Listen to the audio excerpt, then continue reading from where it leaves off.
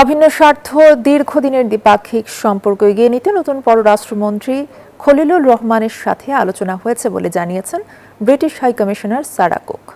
সকালে পররাষ্ট্রমন্ত্রীর সাথে পররাষ্ট্র মন্ত্রণালয়ে সাক্ষাৎ শেষে এসব কথা বলেন তিনি। জানান, নতুন সরকারকে যুক্তরাজ্যের পক্ষ থেকে অভিনন্দন জানানো হয়েছে। একই সাথে দুই দেশের অভিন্ন স্বার্থ, অর্থনৈতিক উন্নয়ন, অভিবাসন, জলবায়ু পরিবর্তন মোকাবেলা। বিকাশ পেমেন্টে 10,000 টাকার বেশি অফার। শপিং চলছে তো। নিরাপত্তা ও রোহিঙ্গা সমস্যার সমাধান নিয়ে পররাষ্ট্রমন্ত্রীর সাথে আলোচনা হয়েছে।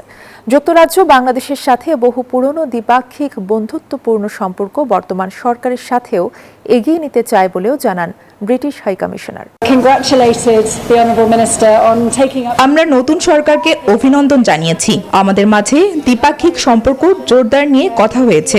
আমাদের অভিন্ন স্বার্থ নিয়ে কথা হয়েছে। অর্থনৈতিক উন্নয়ন, অভিবাসন, জলবায়ু পরিবর্তন মোকাবেলা, প্রতিরক্ষা ও রোহিঙ্গা সমস্যার সমাধান নিয়ে পররাষ্ট্রমন্ত্রীর সাথে খুব সুন্দর আলোচনা হয়েছে।